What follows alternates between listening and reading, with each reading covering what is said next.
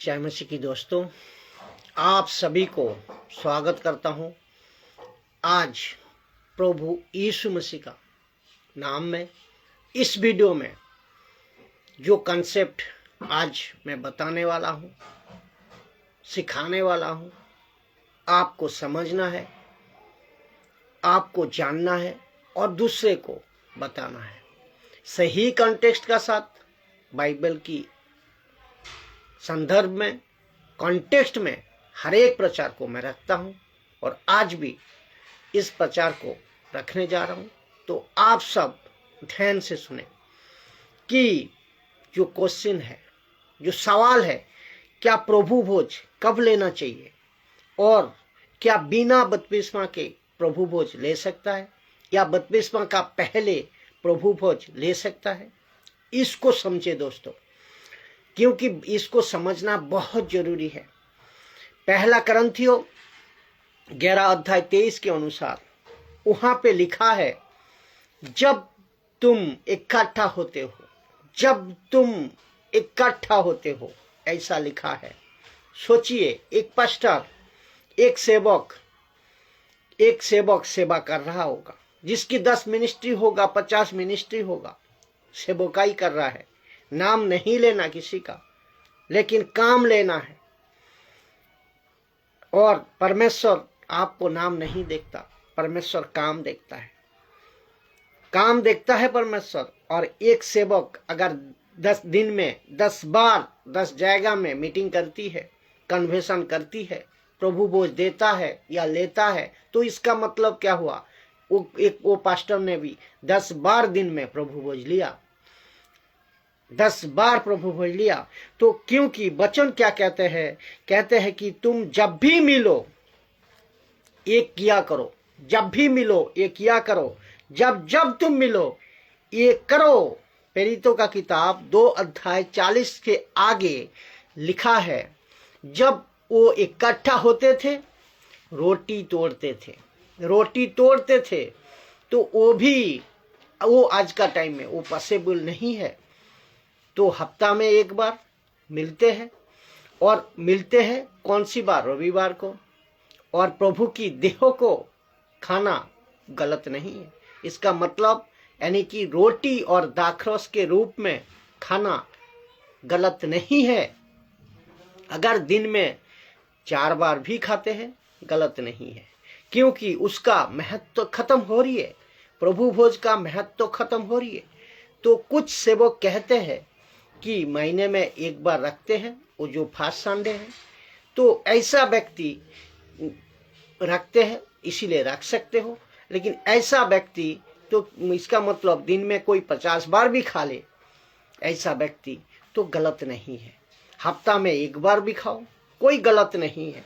महीना में एक बार भी खाओ, कोई गलत नहीं है। लेकिन इसको रूल मत बनाना, डॉक्ट्रिन मत बनाना, प्रथा मत बनाना कि ऐसा नहीं करना है, अब नहीं करना है, तब नहीं खाना है, आप नहीं खा सकते हो, वो खा सकता है। ऐसा नहीं होना चाहिए। और एक बात बता दूं, क्या बपतिस्मा लेने का बाद ही प्रभु भोज ले सकता है या बपतिस्मा का पहले ले सकता है? ऐसा कुछ है, ये चीज को आपको समझना होगा। प्रभु भोज जो, अगर कोई कहता है बपतिस्मा नहीं लेना तक प्रभु भोज में हाथ तक नहीं लगाना, ऐसा कुछ है? बिल्कुल नहीं है। तो सुनिए, ये भी क्लियर होना बहुत जरूरी है।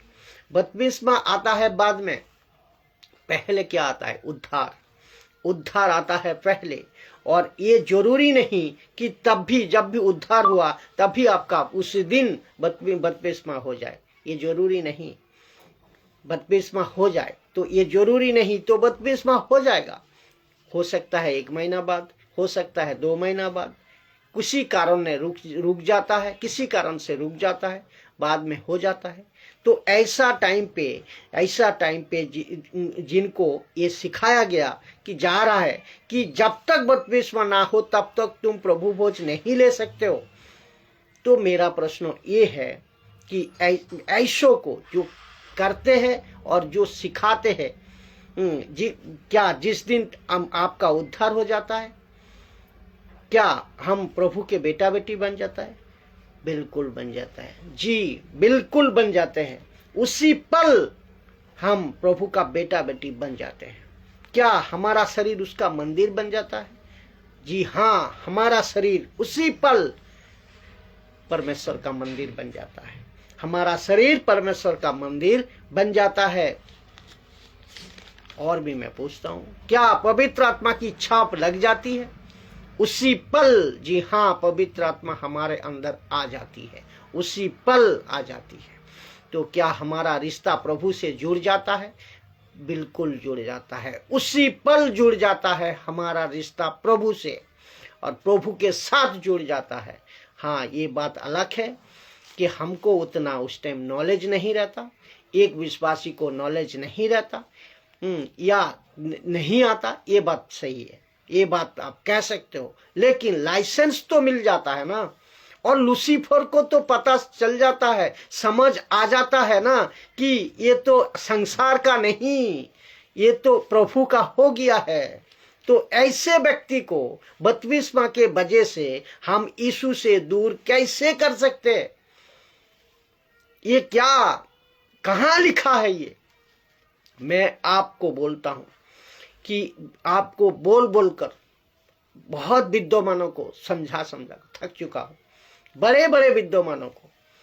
वो कहते हैं भाई अरे कहीं तो है, मैं पूछता हूं कहीं तो है, बताओ कहां लिखा है कि जब तक आपका बपतिस्मा ना हो तब तक तुम प्रभु भोज नहीं ले सकते हो? कहां लिखा है? आज नहीं तो कल उसका बपतिस्मा हो जाएगा। एक बात है कि आपको ये समझना होगा। मैं उन सभी को भी पूछता हूं जो ऐसा करवाता है, एक बात है, पूछना चाहिए, पूछता हूं, ऐसा क्या कोई व्यक्ति बपतिस्मा जो ले लिया, बपतिस्मा जिसका हो गया, क्या उसको लाइसेंस में मिल जाता है, वो पाप नहीं करेगा? लाइसेंस मिल जाता है क्या? नहीं। तो वो आप पाप करो या ना करो, ये तो बपतिस्मा का लाइसेंस नहीं है। वो बपतिस्मा होने का लाइसेंस वो नहीं है कि व्यक्ति बपतिस्मा लेने के बाद पाप नहीं करेगा, वो लाइसेंस नहीं है। लेकिन पाप नहीं करना ये तो पक्की बात है, लेकिन बपतिस्मा को आड़ मत बनाओ, ये बात है।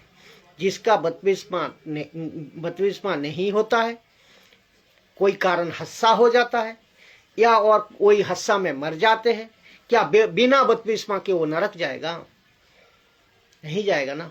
तो उद्धार पहले है, बपतिस्मा बाद में है। तो इसको आपको दिमाग में रखना है।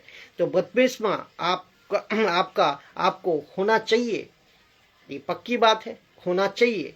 लेकिन आपको बपतिस्मा नहीं हुआ, उसको प्रभु भोज से रोकना ये गलत है, उसको प्रभु भोज से रोकना वो गलत है।